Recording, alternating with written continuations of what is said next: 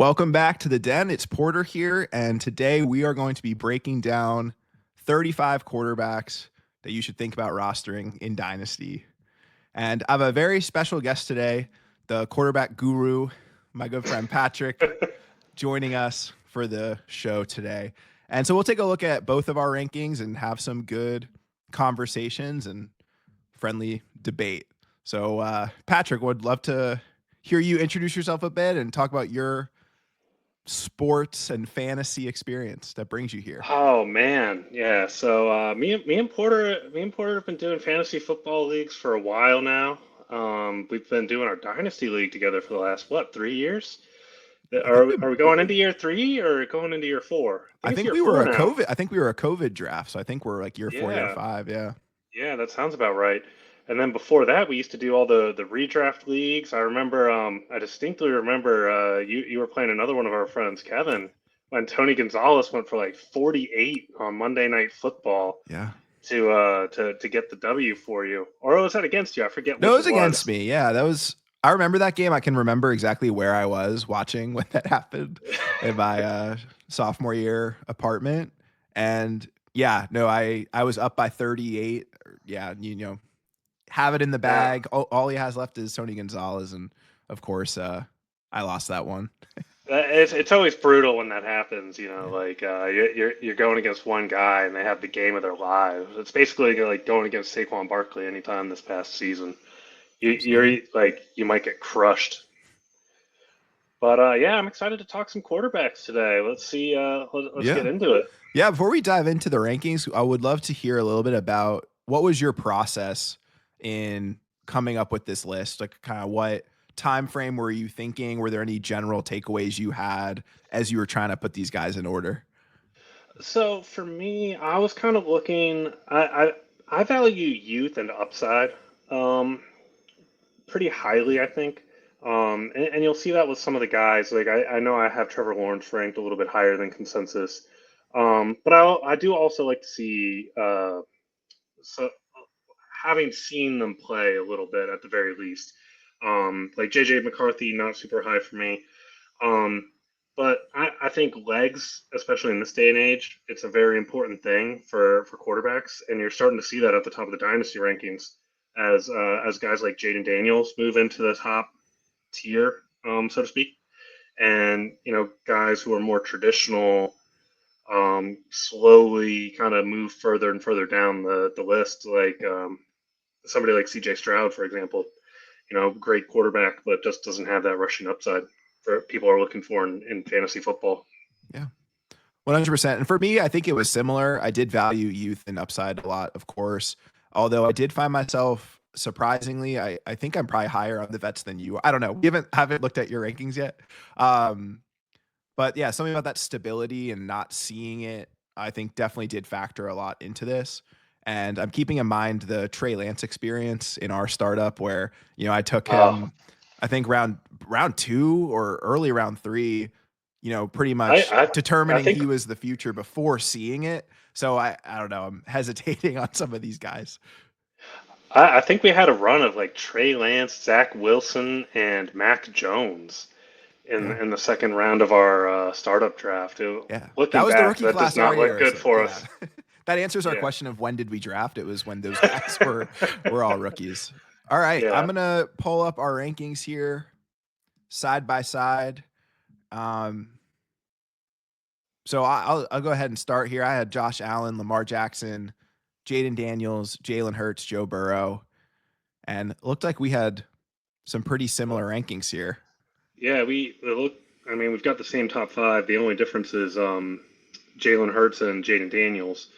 For me personally, as long as the tush push is still allowed, it's tough to take. It's tough to go against Jalen Hurts. He's guaranteed 6 points every week with poaching one from the 1 yard line or the 2 yard line.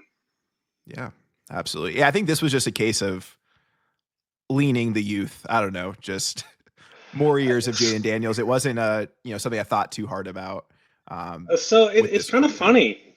I didn't realize Jalen Hurts is only 26. He's still very young. He's somebody who's been around. He started as a freshman at Alabama. Played 4 years in college, and then he's been in the NFL, 4 or 5 years now, and it feels like he's been around for forever. You'd think he's older, but he's not. And then conversely, Jaden Daniels is a little bit older than you think because he played 5 years of college. Yeah, no, good point. Yeah, it's funny when these older prospects come out and we view them as like young upside and turns out, I mean, we'll have a guy much later that I think we'll talk about who's an older prospect this year where it's like, oh, he's actually older than a lot of NFL quarterbacks. Yeah, absolutely. I think tush push heavy in Jalen Hurts' favor. And Jalen Hurts is one of those guys where I hate going against him.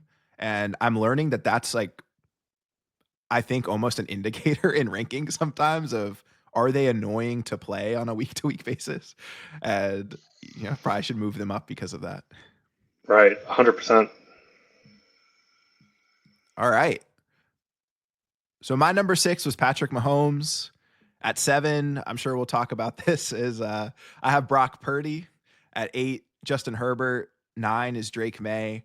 And at 10, I have Bo Nix. Yeah, so I wanted to touch a little bit on Patrick Mahomes too, because I think he's somebody who this time next year, maybe we're talking about he's being closer to 10 than he is to top five as for a fantasy quarterback. Um, Obviously, Mahomes is great. He's the best quarterback in the NFL, but the way that the Chiefs kind of set up their offense these days, it's not as conducive to scoring fantasy points. They don't really run him as much as they used to. Not that they ever ran him a ton, but he used to get some rushing upside. And lately they've been kind of stocking the wide receiver room with a bunch of guys who are pretty average, and it's kind of capped his ceiling in my mind. Since his big 2022 when he was QB1, he's been, I think, QB8 and QB13 last year, maybe. Yeah, what I have here, and I've noticed sometimes looking up these stats, depending what platform you go to, they can certainly be a little bit different. But in his years as starter, so his first year as a starter, he was the QB1, and then QB7, and then he had QB4 and QB4 back to back. Then he had a QB1 season again. And then the last 2 years, I have him he finished 8th overall and then 11th. So to me, I think Mahomes is becoming a big value where we're pretty low on him, I think. Or the consensus is like, what we all know he's the best quarterback in the NFL. So to talk about him as number 6 on any list is, always fun. But his kind of 2 really down years here are still back end QB1 seasons. And I'm with you. I'm not so high on the receiving options around him, but there's at least more of them than there've been. And maybe I'm a Hollywood Brown truther a little bit, where I think if he's fully healthy, he can stretch the field. And I think Rashee Rice being healthy as well will give him that Kelsey-esque middle of the field target back where he's thrived. So yeah, I think I understand your thinking there too, where he could certainly drop just with some of the names that are below him here. Yeah, and I think it always becomes sort of a thing where people like to to look at the new shiny object, right? And Mahomes has kind of been around, and not that his fantasy star is kind of fading a little bit.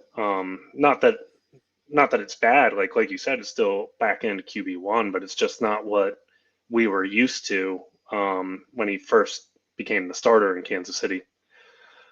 The next one I did want to talk about, I want to hear your justification for Brock Purdy at 7. Yeah. And like we were talking about a little bit pre-show, I think this might look a little bit different if these were in tiers, where he's probably grouped with or I have him in a similar ranking here as a lot of the next guys. But for me, Brock Purdy is just criminally underrated in the NFL and also in fantasy football, where the only play since Brock Purdy started, he started a few games to end 3 seasons ago. The only players that have scored more fantasy points than him are the 5 guys above him that aren't Jaden Daniels. So he has been consistent and he has been on the field and he has upside as a passer as well as some rushing juice. I know, you're talking here about the rushing upside. I think that's an element of Purdy's game that gets a little bit underrated, where last season he had 66 rush attempts for 323 yards, but also put up 5 rushing touchdowns, which of course, it's not like what Lamar is doing or any of those guys Right. in that a tier above, but he is efficient as a runner, a great scrambler. And ultimately, this contract I think solidifies him for me is more towards the top of this tier where he's in a good system. He's tied to Kyle Shanahan for the next 5 seasons. There's a no trade clause in his contract. Um, and I don't want to just keep repeating myself. I've talked about Purdy a lot, where to me, his elite trait is processing. And he doesn't have the elite arm of Josh Allen or even like Drake May, but the mental game or the mental aspect of football, I think, is equally as important. And to me, Purdy's more of that vintage pocket passer that's going to make the right read. And he's in just the perfect system for that to happen. And even though some of those guys are aging out, to me at least, I've seen enough from Shanahan to know that him and John Lynch at least want to add to the offense, like Ricky Pearsall being a first round pick. I don't know if that's the direction I would have gone, but it shows that commitment where we're going to spend first round capital on receivers and weapons. And something you said to me in the offseason about the Emeka Egbuka, when we were talking about that, when that happened, you were saying good teams get ahead of these problems. And so I For think the sure. Niners are that same regime. That's where they're going to do that as well, where they're not going to let the weapons around Purdy suffer. And to me, it's just a stability where if I'm doing a startup draft, I just know that I'm getting mid to, I guess, at worst, back end QB1 production from Purdy. Last year, everything went wrong with CMC out, Ayuk out, Debo battling pneumonia and aging. And yet he still was putting up 17.8 points per game. So to me, if that's like the worst case scenario, I know that's not the same ceiling as the guys above him, but I'm feeling pretty good about getting that on a week to week basis. And I will say the guys I have below him here, I think could supersede him certainly in talent, but there are a lot of projections. And even Herbert, to me, the situation just isn't quite there with the scheme they're running, despite, I think Herbert's a much better quarterback than Brock Purdy. Yeah, and just to kind of add on to your thing, if you want to look at past performance since 2023, Brock Purdy is, I think, sixth in fantasy points per dropback in the whole NFL. So obviously he gets it done at an elite level when they drop back. My only thing with Brock Purdy, and this probably isn't entirely fair, just because Shanahan is so great at designing an offense and everything, and he creates so many yards after catch opportunities for the weapons that they have. It always feels like a lot of Brock Purdy's big plays are sort of intermediate throws that turn into big plays because Debo Samuel runs through a tackle and runs another like 20 yards or something like that, and that's Mhm. probably not fair for me to judge Brock Purdy on. I'm totally with you on Justin Herbert, though. I think me ranking him at 7 is it's just a belief in the talent. Because I think he is a really great quarterback. I do worry, like you said, about the situation there in some regards. I mean, you've got Lad, and it's after that, it's kind of a grab bag of you know Quentin Johnston, Trey Harris, if you're a big Trey Harris guy. And we all know Harbaugh loves to run the football. So I don't know if you're really going to get as many opportunities, especially once you get down into the red zone and Harbaugh wants to really run the football in the goal to go situations that can really prop up huge fantasy numbers. But again, I just believe in the talent. I think pure talent wise, Herbert can be a top 5 quarterback in the league. It's just that he hasn't shown it the last couple years, but I still sort of believe in him. Yeah, no, and I do as well. I like Justin Herbert a lot, and I think one of the guys you mentioned, Trey Harris, is honestly the key to a lot of this. He has that. I know that he's an Ole Miss guy, so he fits right into that AJ Brown, DK Metcalf profile in a way where he's very athletic and is hard to evaluate because a lot of his college tape is those goes and those hitches. But if he is anything close to those two guys I mentioned, that's a whole nother element to this offense that Herbert has. One thing I like a lot about Trey Harris as well is that he's a former quarterback. He was Malik Neighbors' high school quarterback, actually, which is a really wild fact. But seeing how Herbert and Ladd connected over the nuances of spacing and schemes, I think if Harris has that quarterback mindset as well, him and Herbert can also become best friends. So if he is that version of that prospect profile where it does hit, and you now have this big bodied red zone deep threat, almost like a Mike Williams esque to take Herbert back to where he had Keenan and Mike Williams, then, Herbert, we both have him too low here if that's the case. Yeah. And I mean, if Trey Harris can be a take the top off kind of guy, that would be huge for Herbert because right now they don't have it. Quentin Johnston can get down there, but he can't really make contested catches. He doesn't consistently come up with balls down the field. And that's been a big loss for Herbert the last couple of years. Yeah. Yeah, I almost wonder what Herbert's stats would look like last year if you counted Quentin Johnston drops as yards. I might have to do that exercise after the episode. Let's talk about some of these younger guys. Okay, yeah. I mean, I might be number one in the Drake May fan club, man. I remember last year, I was trying so hard to get up for him in our rookie draft. We ultimately, you got him at 106, which looks like a steal in hindsight. But I mean, Drake May, he, I loved the prospect coming out of Carolina. He's a big dude, athletic family. I mean, it's cliche to say it, but he's sneaky athletic, right? Like he can really move. He's got a lot more rushing potential than I think people know. And something important to talk about too is as a young quarterback, he was QB 13 in the NFL last year on throwing catchable balls while under pressure, which, that's something a lot of young quarterbacks struggle with. And that tells me that he identifies pressure well. He can get the ball out quick to his guys, um, and they can make something happen for him. He's also really accurate down the field. I think he was QB 8 in terms of throwing the most. He QB 8 in off-target percentage down the field on throws more than 20 yards down the field, meaning most of his balls down the field were very catchable for his guys. But I mean, obviously, New England last year they didn't have much out there. They might as well have had me and you running routes for him, right? But I just really believe in Drake May. I think he's an ascending talent. I think he's got all the potential in the world. Oh, I'm with you all the way. And to add to your great stats and analysis there, talking about the run game a little bit. So since he wasn't the starter in New England until week 6, but from week 6 onwards, he led all quarterbacks in scramble runs with 33 of those and rushing yards for 335. So he was scrambling on 10.8% of his dropbacks. Yeah, I mean, it was just such a bad situation for him in New England last year.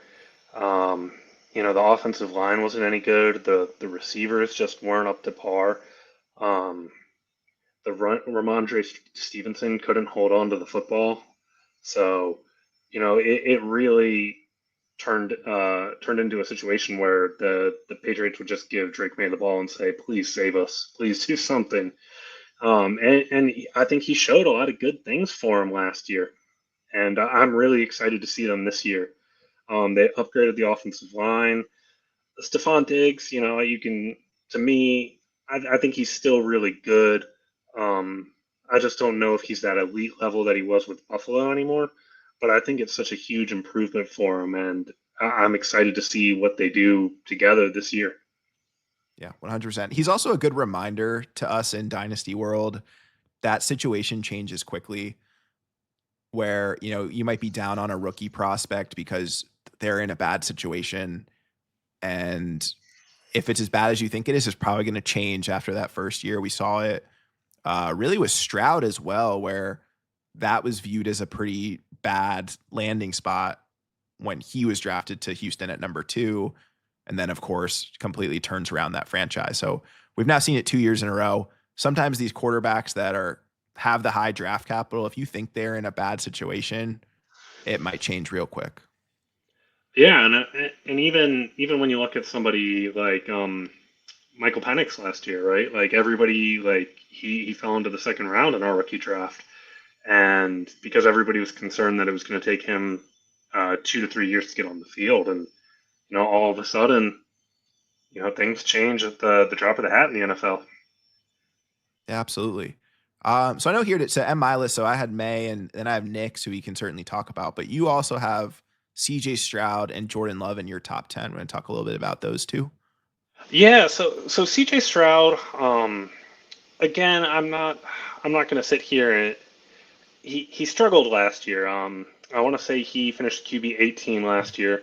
Yeah, it was just Um, 13 points per game last year for C.J. Stroud. yeah, it was very disappointing. The offense was poorly coordinated. The offensive line completely fell apart, especially down the stretch of the season. And really, they just didn't have much consistency out of the pass catchers, especially when Stephon Diggs went down. This year, they really attacked the wide receiver room, adding Jaden Higgins, who I'm a huge fan of, and Jalen Knoll, who I'm also a very big fan of. And they took Ariante Ursary in the second round as a tackle. Their offensive line moves, other than that, I'm not, totally sold on it, moving Laramie Tunsil.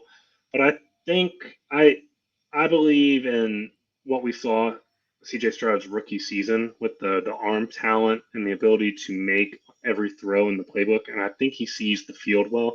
I think he'll have a nice bounce back campaign this year. And also, he gets to play in the AFC South, which right now, the Titans, they don't have anything special on defense. The Colts don't have anything super special on defense. Jags have Travis Hunter, but I mean, other than that, their defense really struggled last year. So getting 6 games against those three defenses this year, I think that really can provide a bounce back and really increase his value. Jordan Love, another guy that I'm really big on. I think he's got electric arm talent. He moves better than you think too. Not as much last year after he had the MCL sprain in the game against the Eagles to kick off the season, so he didn't run as much. But I believe he ran for about 300 yards his first year starting with Green Bay.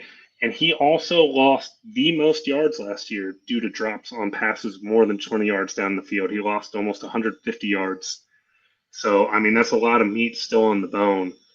Um, I think he's got untapped potential. I really like Jordan Love's game. I think he'll have a big year this year. I think what you're talking about is really the Dontavion Wicks effect. Oh man, yeah, he really struggled last year. But I mean, again, we talked about it a little bit with teams addressing issues a year in advance. The Packers, they get Matthew Golden, even though they've got a small army of wide receivers out there. But they all have different skill sets. Golden, very very talented. They're not going to have Christian Watson this year, I believe. I think he's out for the year already. But everyone else, they all can play a role. Bontavian Wicks can work in the middle. He still has those great separation scores. So if he can just hold on to the football, he's a weapon. Jaden Reed, great down the field, explosive play waiting to happen. And then you just look at the Matt LaFleur effect too. He installs great offenses on a moment's notice. So I just believe in the situation. I believe in the talent surrounding Jordan Love, and I think he'll have a big bounce back year this year. Yeah, they are one of the teams I think I'm most excited to watch this season because of the range of outcomes. Not in terms of their I think they're going to be a good team, just more so the range of outcomes of what that offense could look like. Is Tucker Kraft going to just be this beast TE1 that's the leading option with this army of wide receivers around him? Is Matthew Golden really going to step up and become the wide receiver one they're looking for? I just have no clue how they're going to deploy these guys. And I know MLF will figure it out. So excited to watch them in action. Yeah, the one thing I will say just tangentially about the Packers offense, I almost worry about there being too many mouths to feed, and so they all kind of leech off of each other. Um, it's kind of like Jaden Reed last year. He came out of the gates very hot, and then towards the end of the season, his snap percentage decreased as the year went on. Didn't get as many opportunities just because they had so many other people that they needed to cycle through there that they wanted to give an opportunity to touch the football. Yeah. So my 10th here was Bo Nix, and similar to what you were saying about Jordan Love, to me, it's just great situation.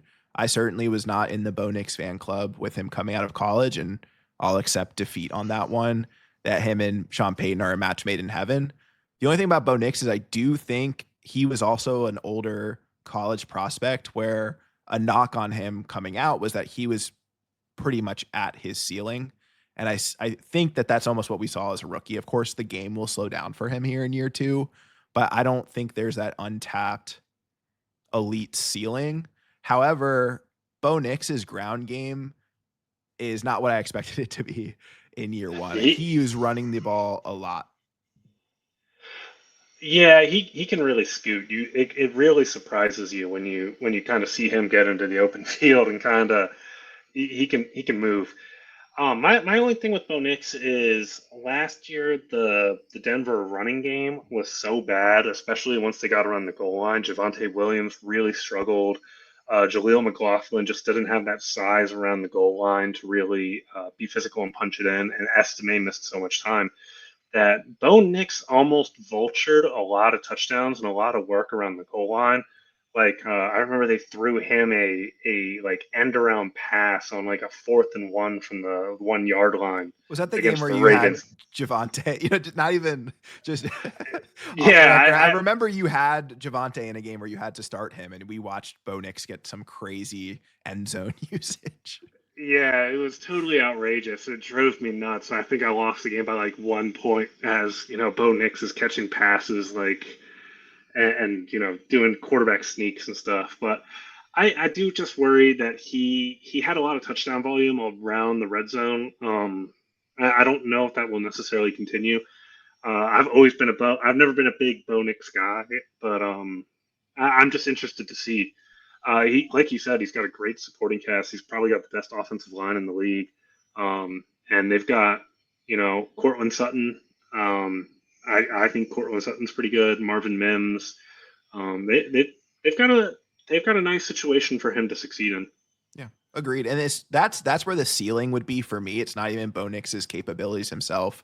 It's could they surround him with more elite weapons? Like I think Cortland Sutton's good, but he doesn't have that absolute like game breaking receiver. So if Sean Payton could find his Michael Thomas, maybe it's in Pat Bryant, according to what he's saying. It's probably not, but if he could find a guy like that for Bo Nix, I mean, that's where the fantasy ceiling could enter.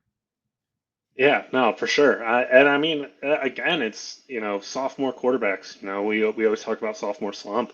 Somebody's going to beat it. Somebody's going to fall victim to it. It's going to be interesting to see who it is. Yeah. Yeah, absolutely. All right. So you want to rank here your 11 to 15. So at 11, I've got Caleb Williams. 12, I've got Brock Purdy. 13, I've got my boy Trevor Lawrence. 14, Baker Mayfield, and 15, Kyler Murray. Awesome. For me, I had CJ Stroud, who we already discussed, at 11, Caleb Williams at 12, JJ McCarthy here at 13, and then two vets here in my top 15, Jared Goff and Dak Prescott.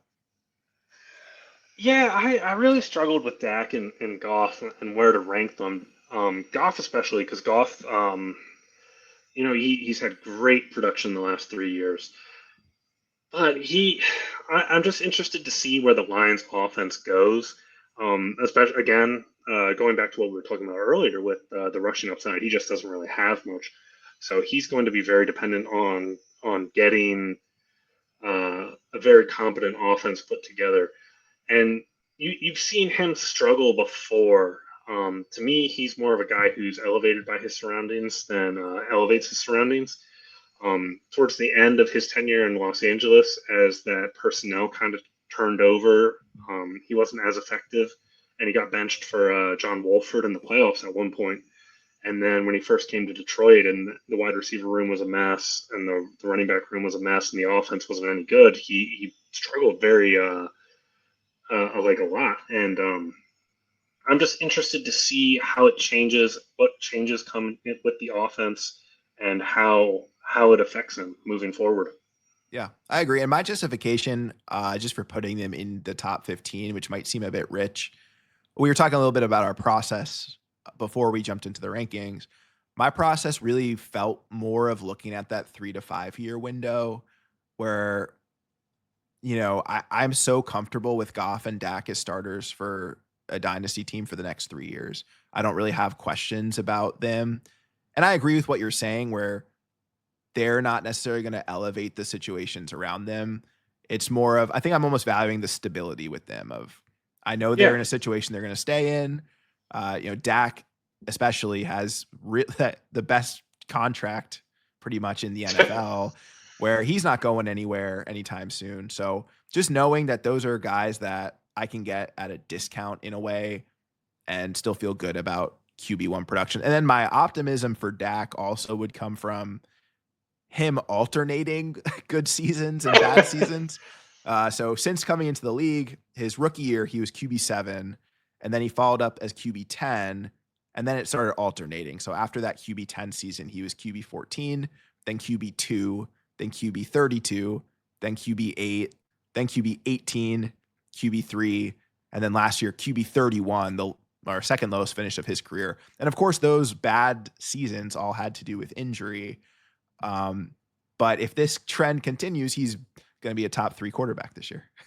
yeah. I was going to ask, are you concerned at all about the injury history with Dak? It does feel to me like a lot of it's kind of random stuff. It's not like it's kind of fluky. It's not something that would be a consistent issue. Yeah, I will say that hamstring does concern me. Just I feel like when guys at any position are in their 30s and start having the hamstring issues, that does become a bit more serious. But again, for quarterback, I don't know, it's the position I'm like least concerned about guys bouncing back from because they don't need the athleticism. And Dak hasn't been running the ball for years, ever since the ankle injury, really. So if he can just be a better pocket passer, a better version of last year, which he should be, just the George Pickens edition alone at least gives him an NFL player at receiver. Yeah. I think that at least will help him a bit. Let's talk I, about. I, Oh, sorry. Yeah, go oh, ahead. I want to hear about JJ McCarthy at 13. Oh yeah, for sure. So yeah, like I totally agree with what you said. You want to see it and you want it to be proven. I just think this is the perfect situation. And I know this isn't a tier list, but JJ is actually in a tier of his own in my rankings if I were to break them down that way, where it's obviously an optimistic projection. It's more of putting Kevin O'Connell at 13 than it is JJ McCarthy. I just think this coaching staff is going to do everything they can to support him. You know how I Yeah. feel about Brock Purdy. I think JJ McCarthy is another really good processor, and he's more athletic than Brock Purdy. So there could be some juice there in the run game. And if that's his ceiling, I still like that prototype in fantasy of just he's going to make the right decisions. He gets to throw to Jefferson and Addison and Hawkinson and Aaron Jones out of the backfield. And I just don't think Kevin O'Connell is going to let him fail. So if JJ McCarthy can just be what Sam Darnold was last year, I'm feeling pretty good about him here. And I saw enough in his like 3 preseason plays to to think he's at least decent. Yeah, that the most electrifying 19 snap sample size in football history. Yeah. Well, he is breaking OTA records. Apparently, I don't know if you're following that Twitter narrative. he, I'm not going to follow OTA stats until, nah. yeah, that seems like a waste of everybody's time. But Hey, they're what saying do he's I breaking know? records there in Minnesota. So, let's talk a little bit about Caleb because you have him at 11 and I have him at 12. So pretty similar here. How we feel about him. Yeah, so I mean, I think this is a huge discount from where he was last year, and I almost feel like Caleb, similar to Trevor Lawrence in 2021, it's almost like he's having a redo of his rookie season, just because just all of the supporting cast around him completely fell apart last year. You had Matt Eberflus not being able to manage the clock, or personalities apparently, or even watching film. Um, and I, it's still tough to quit the talent because you turn on Red Zone and every now and then you see Caleb Williams making a play that maybe there's like three other quarterbacks in the league who can make it. And so I think he's got great talent. I think the thing that worries me the most is the amount of sacks that he Yeah. took last year. Not being able to manage pressure well. I think that's a big sign of being able to last a long time in the league if you're able to sort through pressure.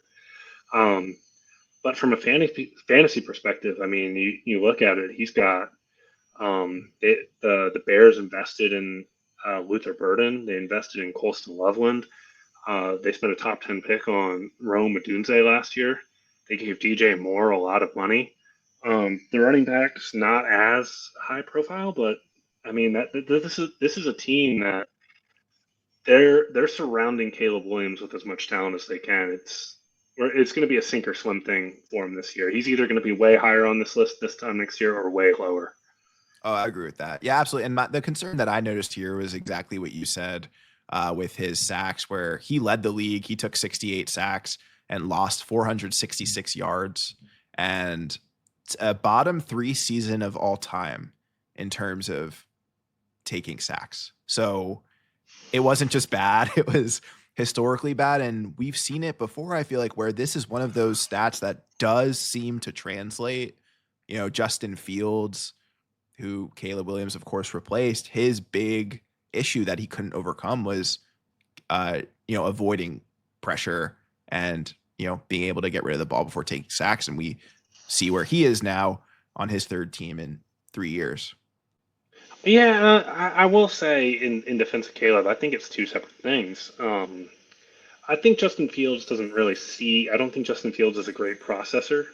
Um, he, I think Caleb's problem is more he always is looking to make the big play, and he needs to have better shot selection, for lack of a better term, Mhm. and be willing to check it down and gain 2 yards on a play instead of holding it an extra beat and trying to make a 15-yard play. Yeah, I think the But, hero ball narrative is certainly real with Caleb. And yeah, I think he can fix it. I'm still all in on the talent. Do you have any concerns about any of the weapons around him? so I was always a big Rome Odunze guy. Obviously, he did not have the rookie season that people thought he would. Um, we'll see. DJ Moore concerns me a little bit. I think DJ Moore is more of a gadgety guy, but you're getting Penn Johnson in there who knows how to use those players. And um, I think we've seen DJ Moore have explosive touches, make big plays. And, you've got Luther Burden, who that's what he was known for in college, making big plays and catching a lot of short passes behind the line of scrimmage at Missouri and making a guy miss and turning something into nothing. I think they're really trying to lean into getting Caleb to understand that he can get the ball out quick and those guys will go make plays for him. Yeah. And then since I don't have any three of these guys in my top 15 for Lawrence, Baker, and Kyler, why don't we start the conversation with those three too? Yeah, so I mean, I've always been a big Trevor guy. I think a big thing for him is he's moving into a modern offense with Liam Cohen. Doug Peterson a little bit more stubborn. Hadn't really adopted to the modern NFL where they ran a lot of RPOs, um, utilized a lot of motion, play action, that kind of thing. I think life will get a lot easier for Trevor, and I still believe in the talent there. Trevor, he's got better legs than you'd think. Ran for 5 touchdowns last year, I believe. Two in the Eagles game alone, I know that. And I think adding Travis Hunter, they overhauled the receiver room a little bit. The Jags wide receivers to this point have always really struggled with drops. So I think overhauling that room, getting some more talent in there will pay off big for Trevor Lawrence. I think he'll have a big year. I'm very high on Trevor. Yeah. I agree with that. I'm all in on the Liam Cohen offense, and the only hesitation I have with Trevor, which I know is a bit more of a pessimistic take, is just if this isn't it this year with Liam Cohen, then I think his story is almost closed. Yeah, it's kind His of a do or fantasy story, really. Yeah. yeah. I mean, the contract is going to say that he his story has a couple more chapters, but I agree with that. I think he'll have a big year though. I'm looking for big things, especially because the Jacksonville running game is sort of unsettled. I think would be the right word for it. There's not really a workhorse there. It's kind of unless maybe Bashaw Tootin really explodes onto the scene. He could. Um, but I think they'll really lean into Trevor Lawrence using his arm, and then he obviously has the legs to make plays when he's under pressure, and he was bad under pressure last year, but he was one of the top five quarterbacks I think the year before in terms of EPA on plays where he was pressured. So I think he'll kind of bounce back and have a really big year. And he's shown QB1 upside in worse systems. So it's all there for him. It's just, yeah, he has to just put it Yeah. together, which I'm optimistic he can as well. Yeah, and then Baker at 14. He's a guy who the last 2 years he's been very, very good. And yeah, they lost Liam Cohen, but Tampa Bay's done a good job of that. They replaced Dave Canales with Liam Cohen. Now they've replaced Liam Cohen. I think the beat will kind of keep on going there. They still have a great supporting cast. The offensive line is very good. And you've got Mike Evans, you've got Emeka Puka, you've got Chris Godwin. Um, you've got the tight end whose name is escaping me right now, but he's very good too. Kate Otten, yeah. Kate Otten, yeah. And so I think it's just a very good situation, and we've seen the production. And Baker's still on the younger side. He's 30, which is young for a quarterback. He's still got plenty of time left. I'd feel very confident having him on my roster for the next 3 to 5 years. Yeah, when I went back and looked at the numbers for Baker, I was a bit surprised. So in a couple of areas, uh, both with where he finished last year, his points per game was higher than I think I would have thought. He averaged 21.5 points per game last year. And I'm with you where I really remember the 2 years ago with Canales being a really, really stellar fantasy season as well, which was a 16.3 point per game season. So it was almost like that was the reemergence of Baker. So getting those high end ceiling games out of him was spectacular. And then, so for him to do what he did last season is insane. I'm impressed that he kept that momentum all season, and testament to him, testament to those receivers and to Liam Cohen as well. But outside of last season, his best season was actually not even 2 years ago with Canales. It was his rookie season where he had 17.1 points per game in Cleveland. So I think he'll just revert more to that range. Could very well be wrong. That team is loaded on offense and his contract, I think, is through 2026. So I don't know. I believe in him as well. And then thinking more about that like next 3 to 5 years, I don't know what it looks like after 2026. Yeah, I mean, if he plays like he did last year, there's no way the Oh, Bucks are going to yeah. let him walk. Um, but I don't know. I think Baker. He I think for the price that you could probably get him at right now, I think he's definitely a buy. He's not like a super sexy name, so to speak, but he produces very very strong results for you. Like you would have no doubt you would no doubt start him every single week this year. He'd be a plug and play kind of guy, Mhm. I would think. Yeah. Kyler Murray at 15, probably one of the most frustrating quarterbacks to watch in real life. As a Trey McBride owner, if I have to watch him like run around in a circle one more time before he just takes off and scores from 6 yards out instead of throwing to a wide open wide receiver, I will probably lose it. But at the end of the day, he gets results fantasy wise. Um, Last 3 years, he's averaged 18 fantasy points a game, which is pretty solid. That's upper starting tier. I think the one thing you have to worry about with him longer term, he had the ACL tear. He bounced back fine from that. He's played well the last 18 months, 2 years. Um, but you know, at some point, once he loses a half step, I almost wonder how effective he'll be because he's not great from in the pocket. But in the meantime, I would love to have him on my team and reap the benefits of his fantasy play. Yeah, so everyone understands in the league that Patrick and I are in together, he's the Trey McBride owner and I'm the Marvin owner. So I think every Sunday just became a Kyler hate chat between the two of us. And actually, that may have persuaded me too much with my Kyler ranking. I don't even know if it's on the next slide. Let's see. Oh, it's not. All right. So at 16, I had Baker. Same reasons as you. And then 17, I have Jordan Love. 18, Trevor Lawrence. So those guys, I think we've covered. I don't feel like I'm even like that much lower on them. I just view them as like if Jordan Love becomes Dak Prescott for the rest of his career, like I'm happy with that. So it's kind of more of the stability, like that consistent For sure. pocket passer. And then my 19th is Michael Penix. And then at 20, I have Cam Ward. Yeah, and real quick, I think on Cam Ward, I think we kind of see him in a similar light.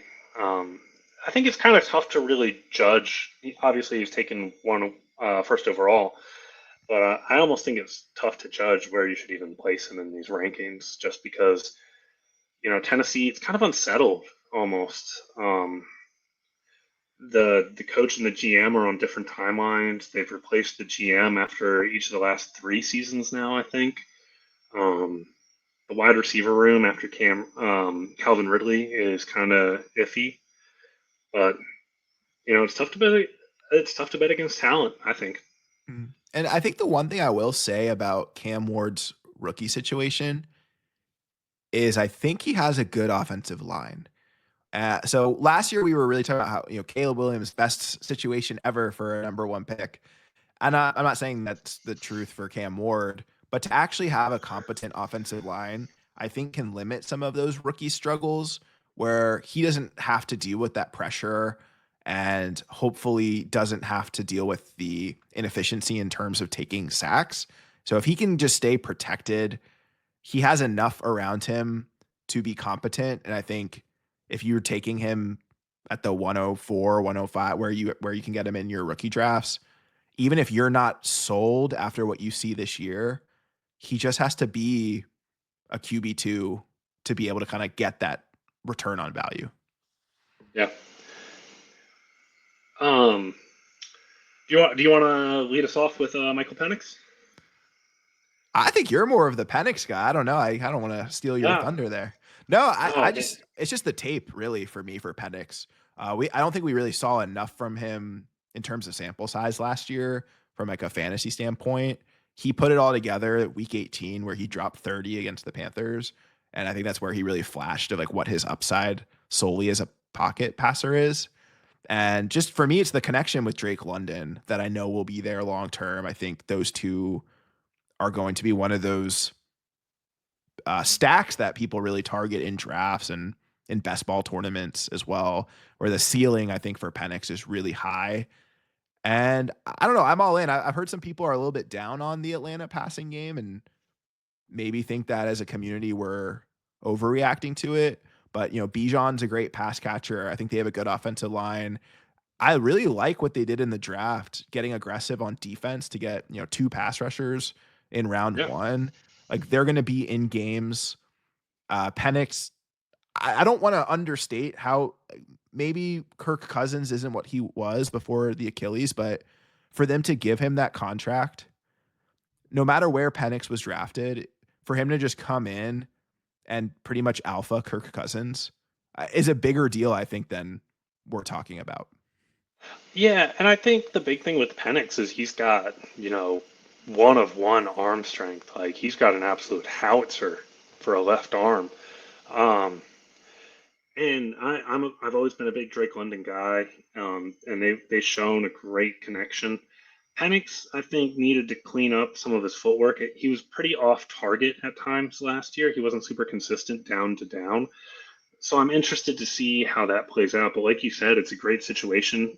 Darnell Mooney as a number two, um, pretty solid.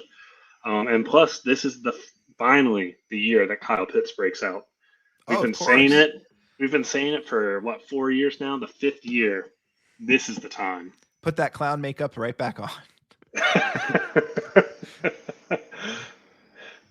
No, and I um, I think we all owe the Falcons an apology as well. Like they were right.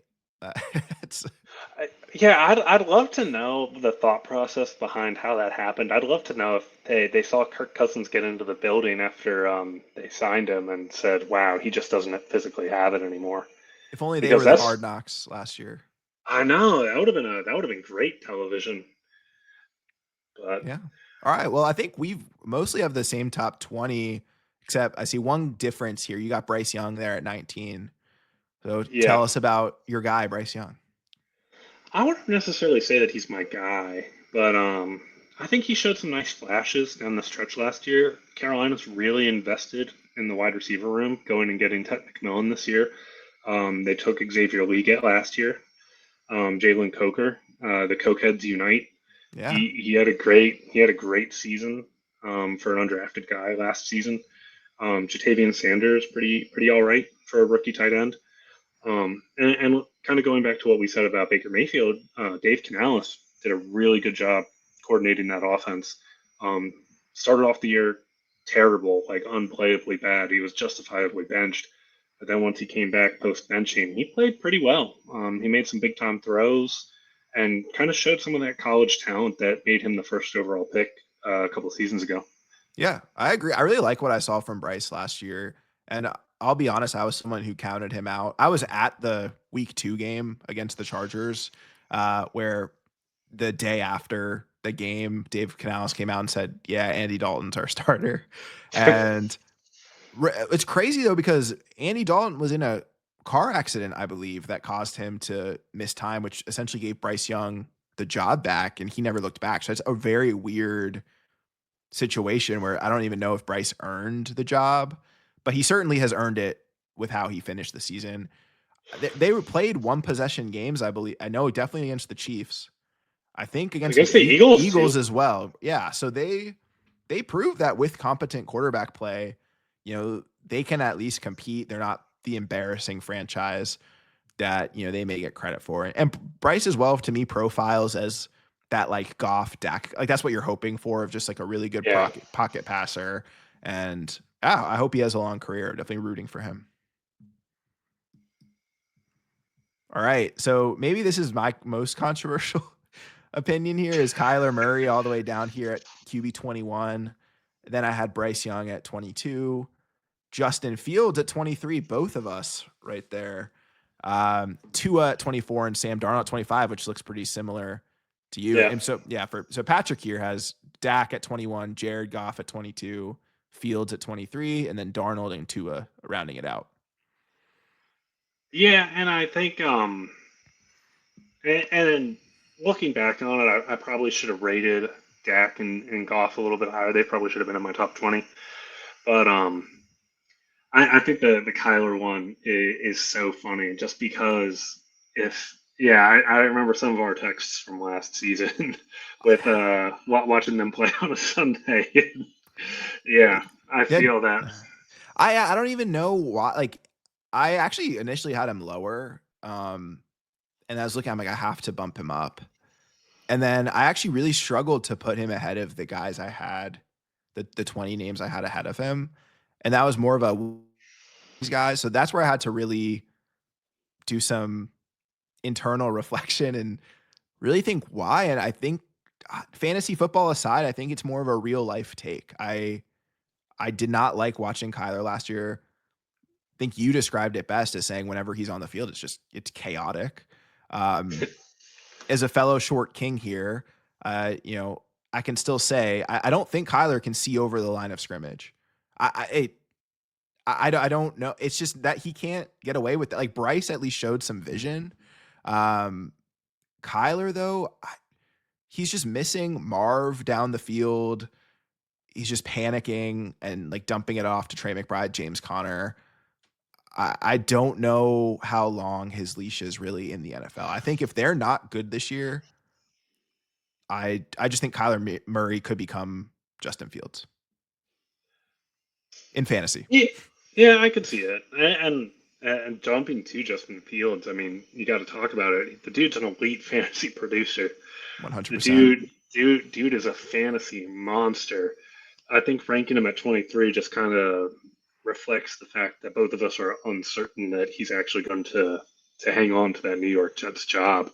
Mhm. My understanding from that contract is, it's 2 years, 45 million, but I think all of the guaranteed money was in year one. So I think they can almost move on from it at the end of the year if things aren't working out. Yeah, I do. And I do want to at least put a little bit of optimism in that, like we've been saying throughout the show. The situation can change fast, and that can be a bad thing and can be a good thing. I still think there's a world where Fields puts it together. And I'm not even saying that as like the biggest Fields truther, just more of he's been okay. Or maybe it's more of the fantasy angle about how good he is at fantasy. But I think there's a world where it's not just 1 year for Fields. I guess that's really what I'm saying. It could be he could just become a bridge quarterback. Yeah, and to be fair too, he was taken very early in his draft, so he's got that draft capital. He's got that pedigree as a prospect. Um, Sam Darnold, everybody wrote him off until last season, and then he broke out. And Justin Fields is younger than Sam Darnold was during that breakout. So, I mean, I think you still could see him mature and develop into that top tier quarterback. Um, I just don't know if I believe that he's stable enough in the Jets position to really rank him higher than this. Yeah, I'm curious your thoughts on this. I'm actually, you know, fool me once, shame on me, but I'm starting to believe in the Jets culture a bit. I really like what Aaron Glenn is doing there in terms of the philosophy. Seems to be very run centric is going to be the approach this year, which is very good for Justin Fields. So I don't know. I'm somewhat in on the Jets more so than I was for the Rodgers era. And of course, Justin Fields, college teammates with Garrett Wilson, they're very good friends as well. So if Garrett Wilson's going to want to make Justin look good and have him keep his job. Yeah, it's one of those things too, right? Like the Aaron Rodgers, they had so many off the field things going on there. Fields is uh, you say whatever else you want about him, but Fields is pretty well liked in the locker room in Chicago. He was very well liked in Pittsburgh, and Pittsburgh tried to bring him back. Um, so, you know, it could be a thing where he just matures and he's finally in the right spot with Aaron Glenn, and things, you know, go well. Yeah. And then so we have them flipped here. So Tua and Darnold, what was your logic in ranking those two? Um, so really, to be totally honest, I don't totally love either of them. I think Tua probably a more consistent fantasy producer, especially with Mike McDaniel in Miami. But obviously, you've got the concussions. I believe he's only played the one season, Yeah. um, all 17 games. Yeah. Every Every other other year, he's year. done. Yeah. It was like 13 was the most he played outside of 2 years ago. Yeah, so I even though he's a strong fantasy producer, I just don't know that I I don't. I would rather somebody else hold that risk, and he proved me wrong on the field than me hold it and count on Tua to produce at a top 20 level at quarterback, which he's perfectly capable of doing. Um, Sam Darnold, obviously he had the great breakout year with Minnesota, and now he's in Seattle. I think he really downgraded in terms of his supporting cast. The Seattle offensive line has been not great for the last few years. They obviously got rid of DK Metcalf, longtime Seattle star Tyler Lockett, um, and replaced with Cooper Cup. And I think Torrey Horton in the fifth round was their Mhm. other wide receiver addition. So I don't know that I love that situation. Um, I know that they brought in Clint Kubiak from New Orleans to be the new offensive coordinator, and he was like the hot thing for the first 3 weeks of last year before New Orleans completely fell apart on the field. Um, so I'm I again, he's just somebody that I think I would rather somebody else hold the risk than hold myself if somebody were to come in and give me a strong offer for him. Agreed. And I'm actually pretty surprised with how team friendly the Sam Darnold deal is, where it's almost a 1 year deal looking at the way that money's loaded. It's kind of like the Baker Mayfield deal from would that be 2 years ago now that Baker signed that after his first year in Tampa Bay. I forget when he signed that deal, Mhm. but that also had an exit after the first year. Yeah. Yeah, and the line is also what concerns me in Seattle, where I think Darnold was able to play at that peak. Again, just a Kevin O'Connell take with how quarterback friendly he's going to make that system. And they were able to protect Darnold last year. And I just don't think it's going to be the same in Seattle. Yeah, I mean, yeah. All right. But Yeah, I want to go man, through we're your like right on. 26 to 30. We're flying through this. Yeah, so I've got Gino at 26. I've got Stafford at 27. I've got Oh, wow. I know. my I see other what you're boy, saying.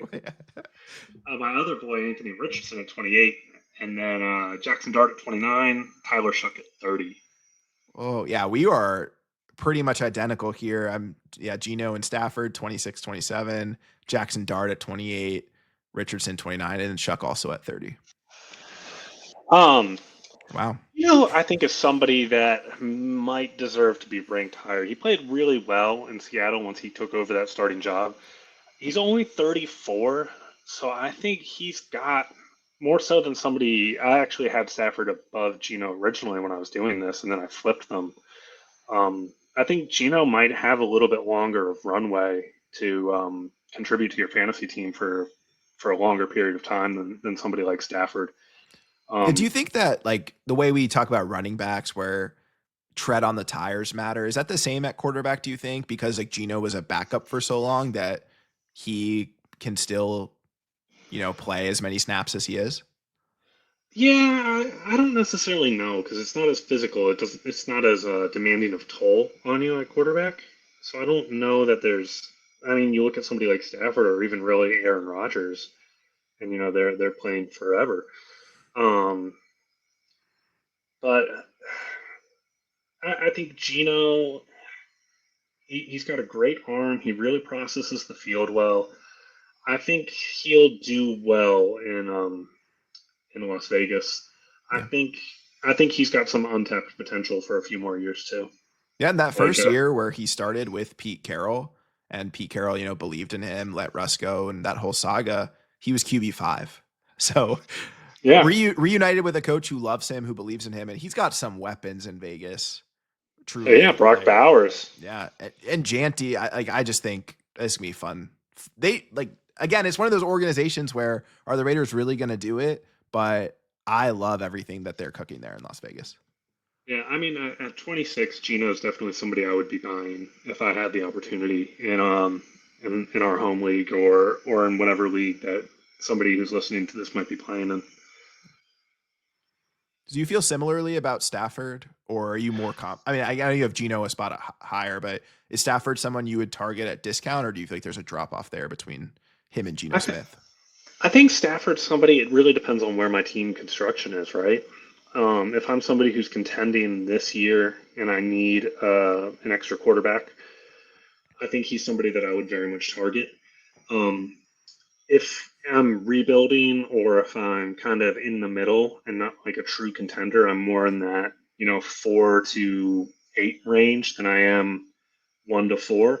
I don't necessarily know that I'd be going after Matthew Stafford just because he might hang it up at the end of the year. I think if even if you're in that 4 to 8 range or a rebuilder, you can acquire Geno Smith and he'll still be contributing to your team by the time if you rebuild quickly. Um, so I think Stafford. It really just depends on your team construction and where you are in the rebuilding process. Yeah, I agree with that. All right, let's talk about your boy Anthony Richardson. And I know he, unlike Bryce Young, that's not your guy, but Anthony Richardson is your guy.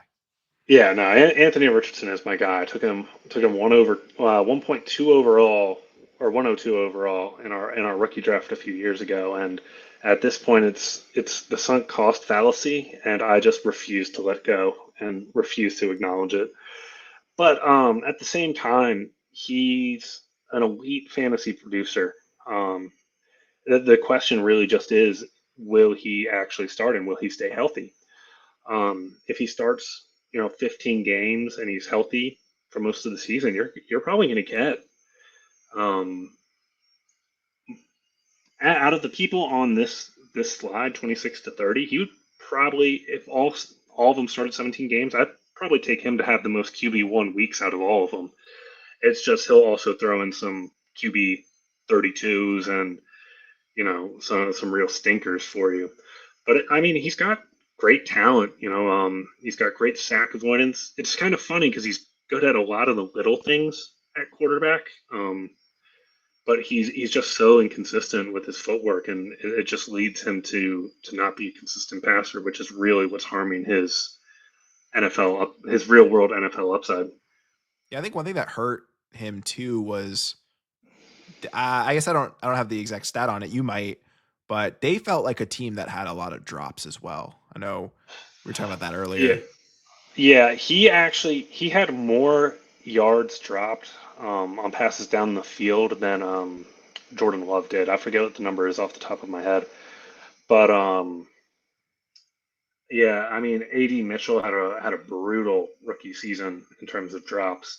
I mean, you go back and you watch the Lions game, the Colts Lions game from last year, and Richardson played really well in that game. And then you look at the stat line at the end of the game, and he was like 11 for 30 for like 200 yards and no touchdowns, no and a pick or something like that. But you go back and you watch it, and they dropped two touchdowns, and it's one of those things. The Colts are kind of a weird team. Like they've got pieces that everybody really likes, but net they don't seem to play well on a consistent week to week basis. Yeah. I will say I kind of feel bad for Richardson as I didn't really love the narrative that, plagued him last year with the lack of effort and, tapping out. I mean, which is of course a big deal at the NFL level, but I don't know. I believe that you can hold yourself accountable and still be a leader and I don't know, truly like give genuine apologies to, your teammates who you may have impacted. I don't know. I want to be out on him solely because of that, even though it seems like many Colts fans and people within the organization leaned that way. Yeah, I don't. I mean, it's tough for me to hear people say that he doesn't want to win or he doesn't give a lot of effort when you watch him play, and he's trying to run through like defensive linemen and DBs and stuff. Like I think he very clearly cares about winning. I think he's just immature. I think this year, I think he's only a week older than Cam Ward, who just went 101 in this draft. I think next year he'll still be, if not the youngest, maybe the second youngest to JJ McCarthy. Well, and Cam Ward too. So he's still one of the younger quarterbacks in the league. And he's another guy on this list where I think he can't fall much further than where he is now. So he's someone that if he puts it together this year, he's shooting up these rankings. Like Yeah, you said, and he has that upside. yeah, and I was talking to somebody else in our league about it, and I said, yeah, there's like I could probably, you could probably move him. Maybe not now that the whole shoulder thing is kind of going on. You could probably move him for a mid second, late second, somewhere in there. But to me, the chance he's got maybe a 10% chance of combusting into a star. I think the chance it's worth the 10% chance holding him versus taking, say, AD Mitchell at 206 or whoever your mid round running back of choice was this year. Like the upside, if you can get him at that price, might be worth it depending on what your team build is. Yeah, so I mean, we both have Tyler Shuck here at 30. So he was probably in our league at least, he was a late second, and that was before the Derek Carr retirement. So he may have moved up more to the mid second range. So that might be like the pivot you could make as a Richardson owner. Um, so let's talk about Tyler Shuck. Does he have that upside that Anthony Richardson does? I don't think he's got the same upside just because he's not the same physical freak, right? He doesn't have that ability with his legs. Um, he's a little bit older. I think he's 25. I can't remember if he turns 26 this year or next year. He spent like 7 years in college. Dude's been in college since like we almost were.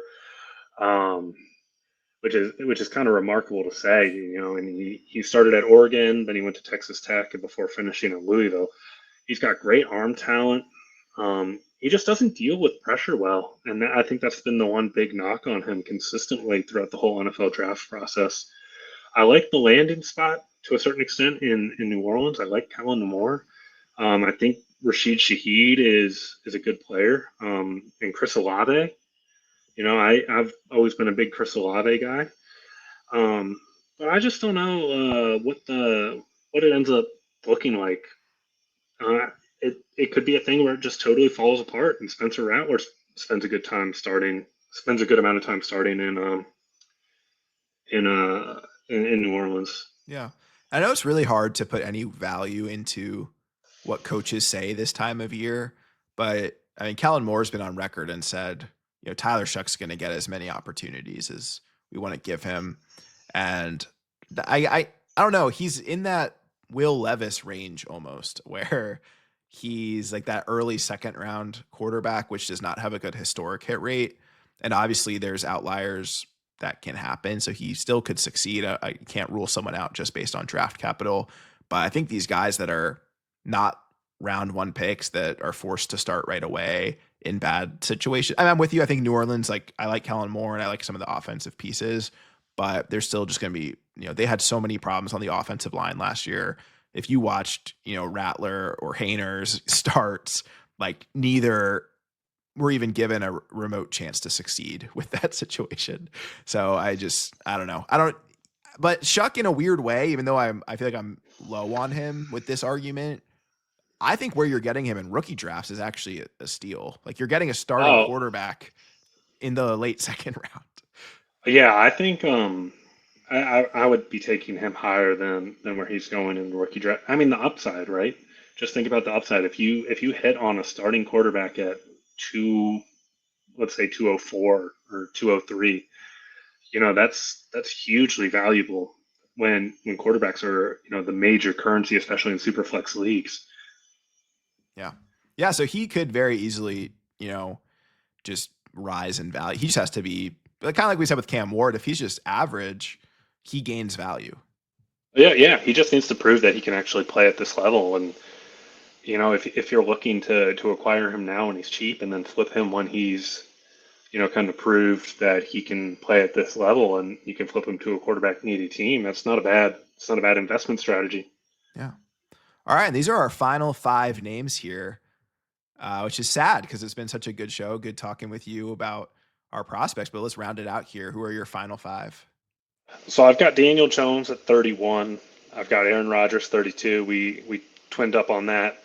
I put Dylan Gabriel over Shador at 33. Then we matched up again with With Spencer the Brown. Rattler. Yeah, let's go. Yeah, hey, we kind of had three in a row there. And then I had Jalen Milrow at 35. Yeah. Yeah. So I think we're pretty similar here. I had Milrow higher at 31, Rodgers 32, Shador at 33, Spencer Rattler 34, and Daniel Jones here at 35 to round out my list. Who do you want to talk about first? Let's talk about Shador and Dylan Gabriel.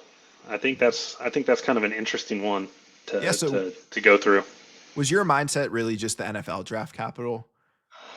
Yeah, that's pretty much it. If an NFL team is telling me who they prefer, then I should go ahead and listen. Yeah. And for me, it's more of the opposite, where it's more pre-draft evaluation. I did have Shador as my QB2 in this class, and I don't want to just hold on to that forever because obviously he fell in the draft for a reason. And I'm not saying I think he should have been the number two overall pick. Just he was my number two quarterback. And I don't know. I like what I'm seeing out of camp. I said this earlier. I obviously can't put so much weight into what people are saying. But what's interesting to me is what the players are saying about Shador. and they seem Yeah. to really be hyping him up. Njoku's came out and just like said like he loves the attitude and is really rooting for him. So I think like when Shador's winning over the locker room, and he probably won over ownership, which is why they forced uh, forced the team to take him, despite all the coaches, not looking happy at all on draft day when they took Shador Sanders. I don't know. I think that matters, and I just think he's the better player. But I am with you where Dylan Gabriel's another guy that there's such an easy argument to make for him that, oh, they like him better. So why is he still on waivers in many dynasty Yeah, leagues? and I just wanted to talk to that a little bit. I think Dylan Gabriel is one of the more underappreciated assets in fantasy football. Right now, Shador, and obviously we're taping this before we have any real idea of who's going to be the Cleveland starting quarterback. But Kenny Pickett. yeah, out Joe Flacco maybe. Um, but you look at it, and the Browns took Gabriel what 40-ish spots ahead of Shador Sanders. They took Gabriel and then picked at least in the fourth, I think. Yeah.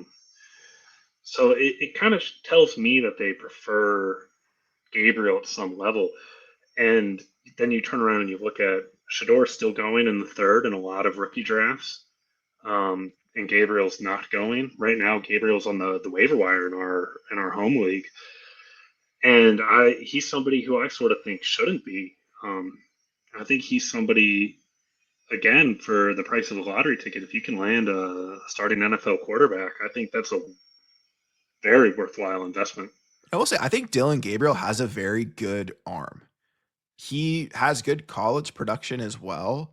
The knock on him is really just size. And, we had that conversation with Kyler a little bit, but, we see that those guys can be successful. So, like, why not Dylan Gabriel? Like, there's certainly an upside case to make for him. I think you make it well. Yeah. One thing I did want to talk a little bit about, and now that we've got Daniel Jones up here and Yeah. going back to another quarterback battle, the winner of the Anthony Richardson Daniel Jones quarterback battle, what do you think they would have to put up stat wise to keep their job for another season? Do you think Anthony Richardson would have to put up an equal stat line? Do you think he could put up a lesser stat line than Daniel Hmm. Jones? Like, do you think Daniel Jones would have to be almost a Pro Bowl level quarterback in order to keep that job moving forward after this season? I almost think if Richardson's good, I think he keeps the job because he proves that he developed and he's what they drafted him to be. If Daniel Jones has the same stat line, he's not going to keep the job next. I don't know.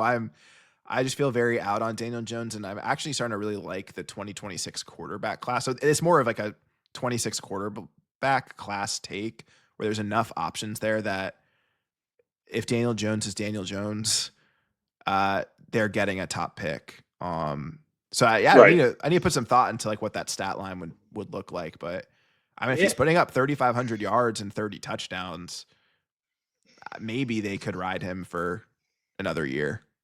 Yeah, and it's somebody that I struggled to rank because, obviously he's got a decent chance at actually starting the season for the Colts.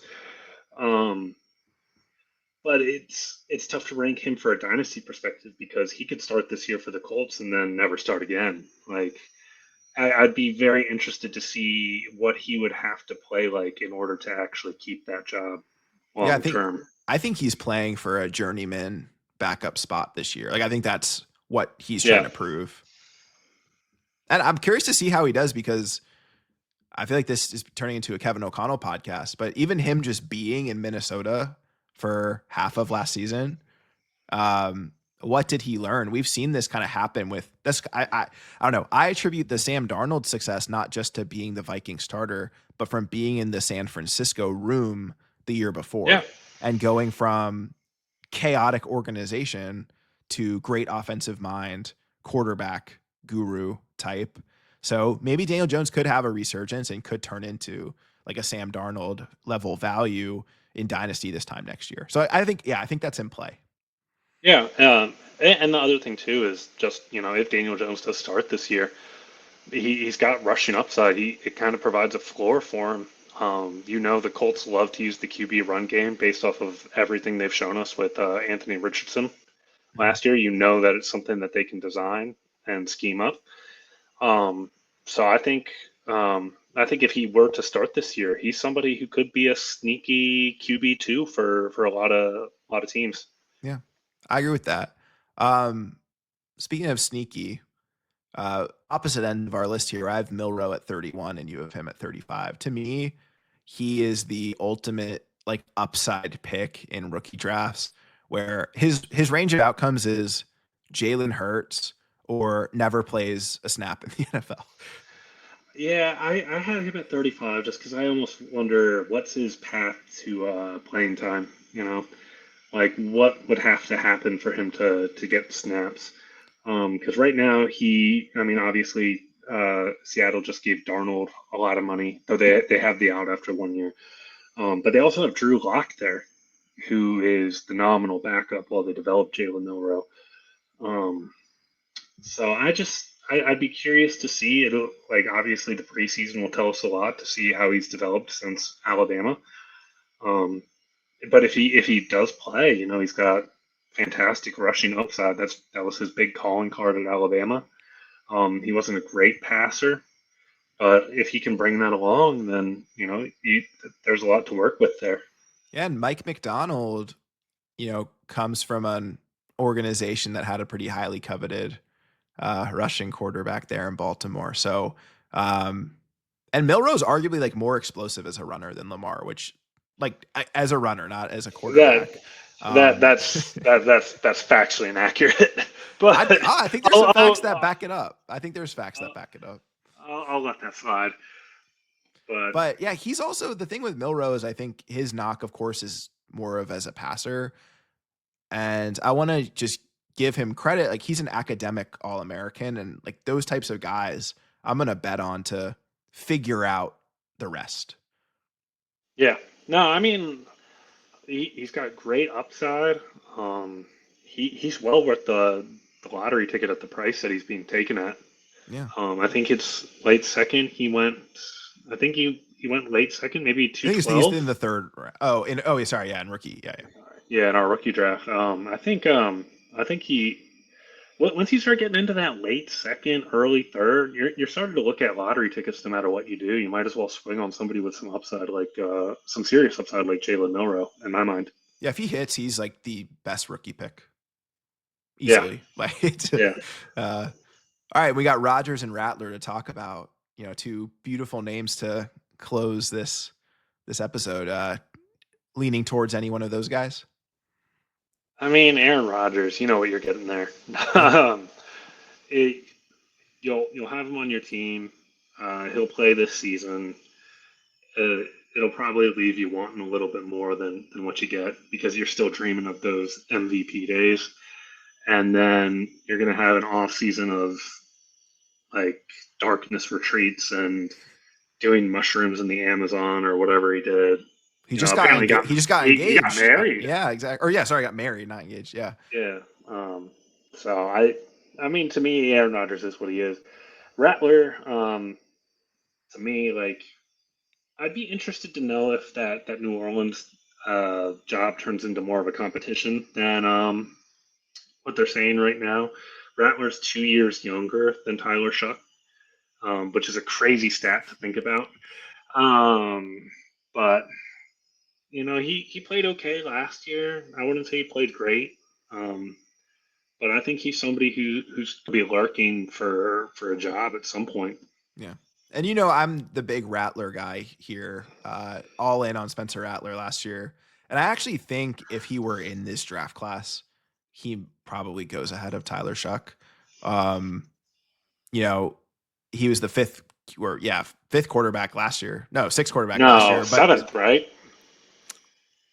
because we had the big Sixth, three, and then we had Penix, Penix. McCarthy, Nix. So, yeah, so you're right, seventh. But yeah, Yeah, he was the next quarterback off the board off after Bo Nix. So um, much different quarterback class. The only reason I still believe in Spencer Rattler is his first start was against the Broncos, and there's a great sound clip of Sean Payton walking up to Spencer Rattler, being like, "Hey, you can play. You've got moxie." And I am just holding on to that copium that he can be electric. And the situation last year was terrible, but I do think they're going to give Shuck the first crack at this.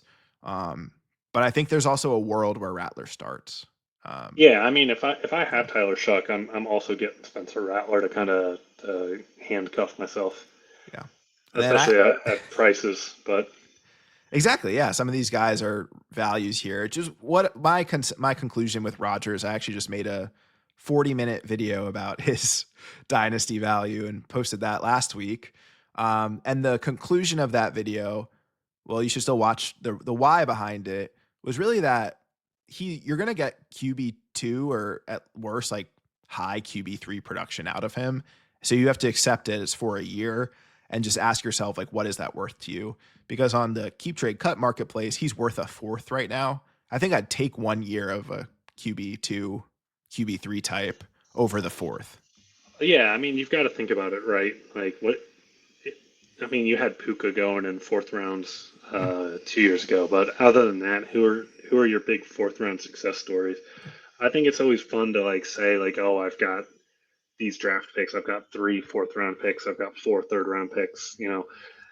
But you look back at the history of who's taken with those picks, it's a lot of guys who you don't roster after a year. Yeah.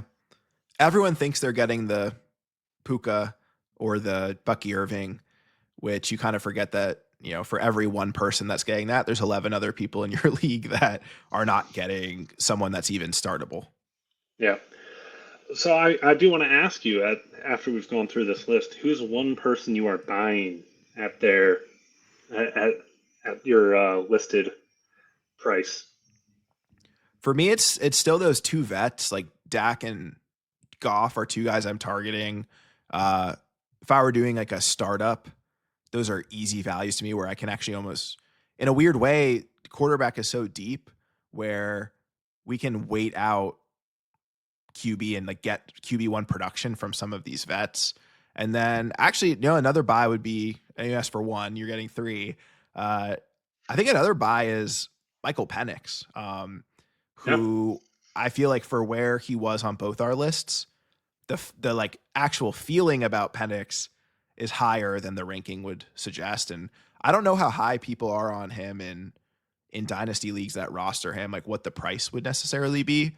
I would have to do some research on that, but I feel like he's not viewed in the same tier as the other rookies when he could very easily get there. yeah, no, I What? agree. I think Penix is somebody who I think he's a good buy low candidate right now. Um, some people are kind of out on him due to injury history, the fact that he's not really a runner, but I think he's got a good offensive infrastructure in place there. And he played great at Washington. He played great at Indiana, two places where he really elevated the people around him. And I think that's always the sign of a good football player. Somebody who elevates those who are around him. And he loves to throw the ball down the field. I think he had the highest rate of go balls thrown last year.